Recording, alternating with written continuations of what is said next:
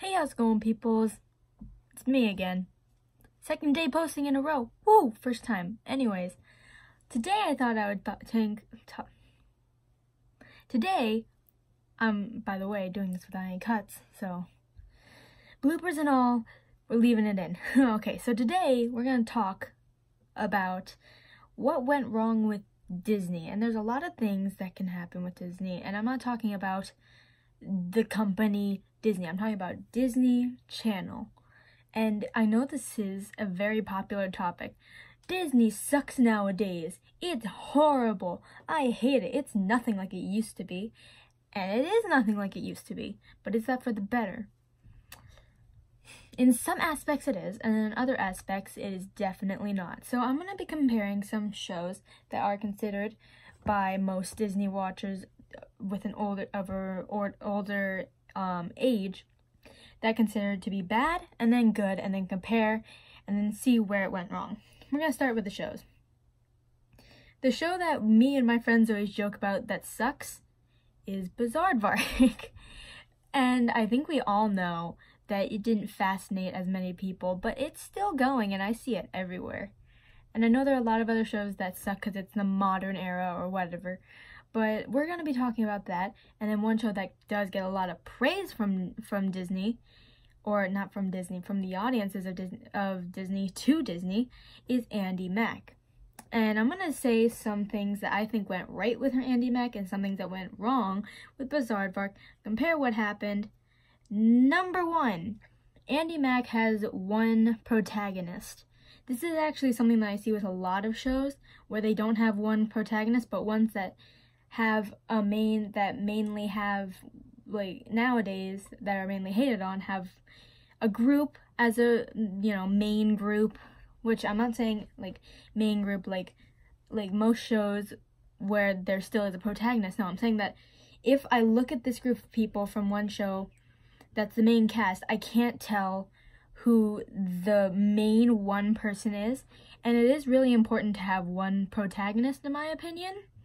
Obviously, Andi Mack, it's Andi.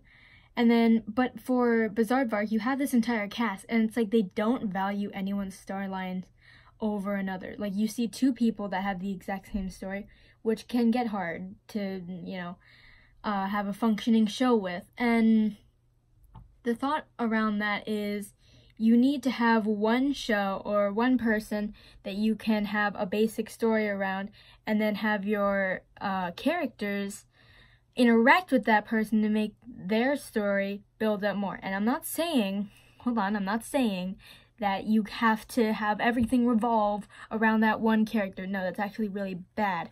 You want to make it abundantly clear that that protagonist is a character inside a whole world. There are other things happening than what's happening with that character. You can make it seem like the character thinks that that world is the only world that exists, but you have to make it clear that other things are happening. But it's with, another thing is, number 2, I guess, Andi Mack started off with a bang. It started off with this giant secret that Andi's sister is actually her mom and everything, and this whole big drama. And that's actually really good, because Disney, as we know, is aimed toward a younger audience. And that younger audience is not, they don't have the attention span or really being able to look at something for a long time and be like waiting for something exciting to happen until they just kind of stop watching the show. I'm not saying with books or even with other more adult shows that not having something exciting happen the very first episode is like a big no-no, but because sometimes the shows that are really slow, or books that are really slow in the beginning and then slowly rise, are actually the best ones. But with a show on a channel that's mainly aimed at a younger audience, it's very important to have a very big impact on the audience as soon as they start watching, especially in the trailers. The trailers are very important.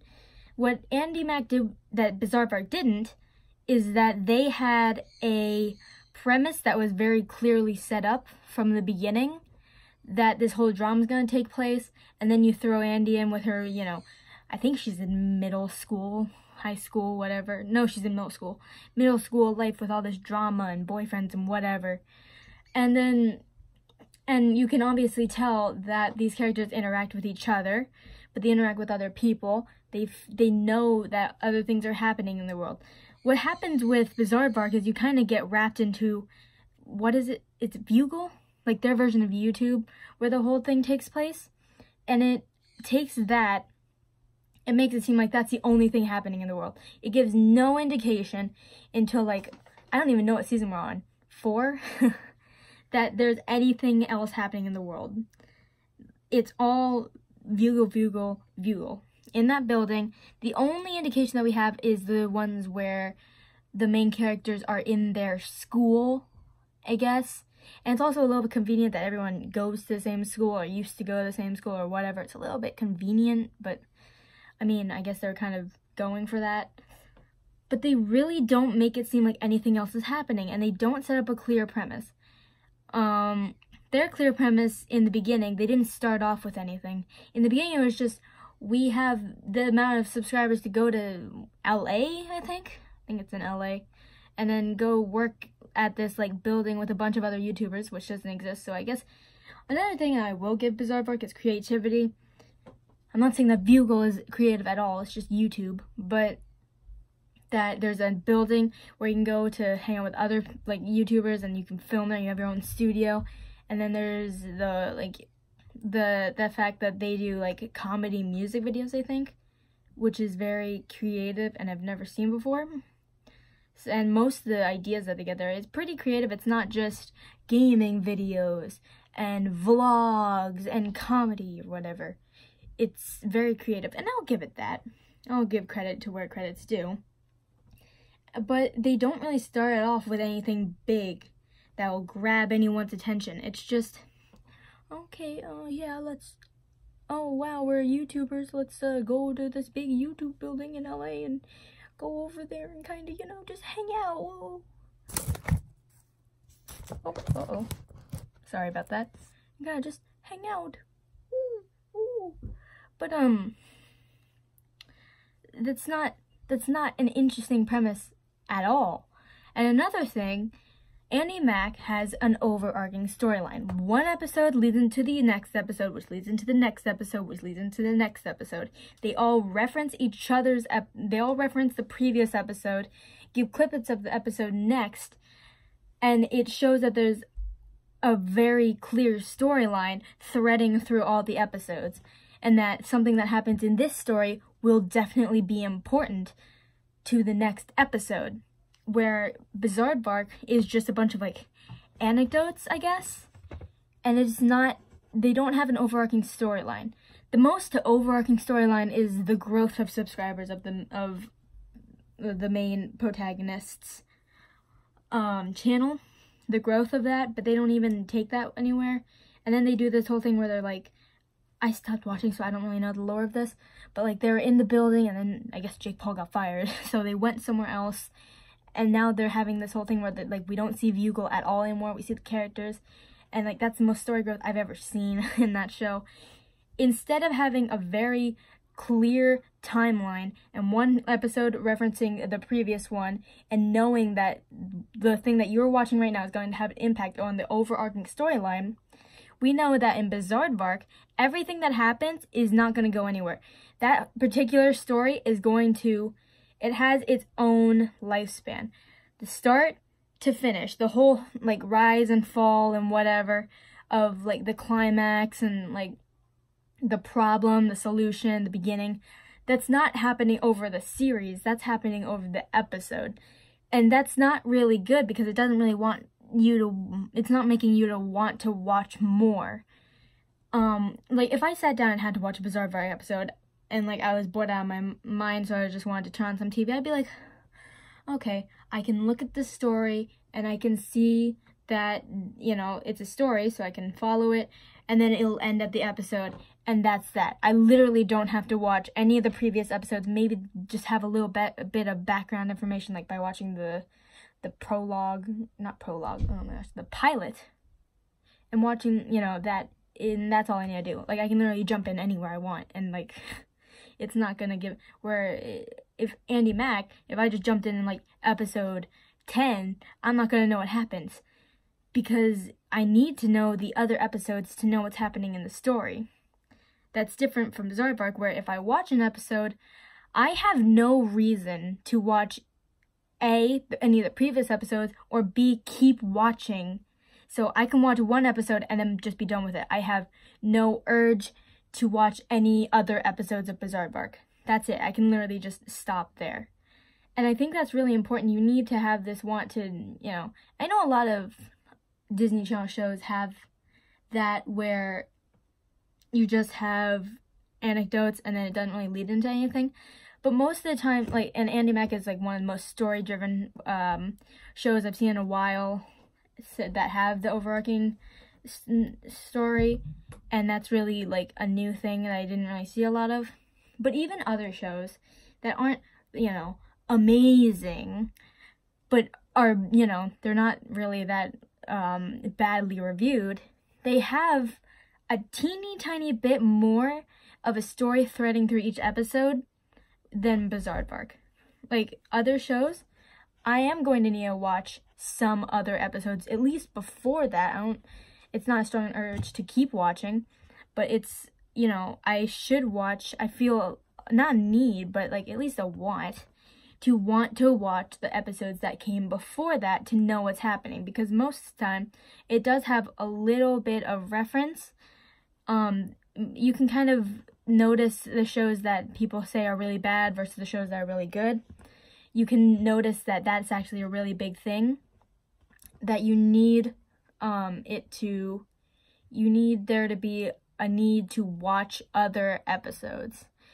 Because if not, it's I'm watching 30 minutes of a story. It's I'm reading a children's book rather than a young adult book or a teenage book inside a series.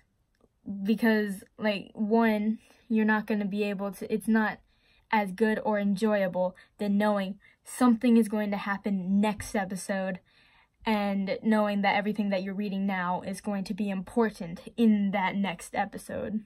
It gives it a little bit more of an importance, I guess.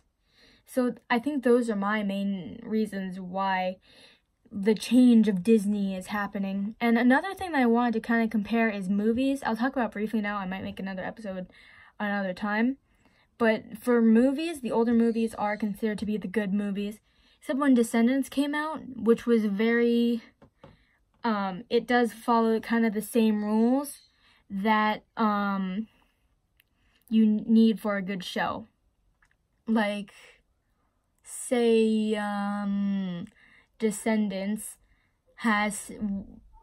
it doesn't follow the whole thing with one protagonist, really, but it,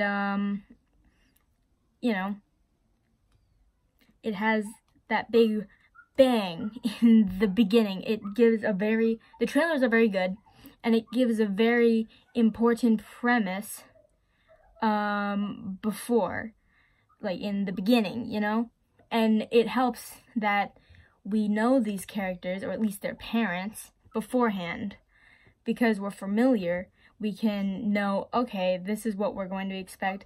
And then the writers can pull any twist they want, and we could be either astonished or disappointed, or, they could take it anywhere because they don't need all that time building up the characters as much as you would need a whole other cast, because we already know how they're at least going to be grown up, because we know their parents from, classic Disney movies. Where some movies, I can't really think about it. Oh, Kim Possible, the new movie that's coming out. It's not only because you shouldn't do that, because Kim Possible was such a loved show, and you're never going to be able to bring that same feeling back, and you're just setting yourself up for disappointment, practically. It's not, it's very untruthful to the story to begin with, and there's not a lot to add. It was a good show that ran its course from the beginning to the end. It didn't disappoint, and it had its overarching storyline, and that storyline is over.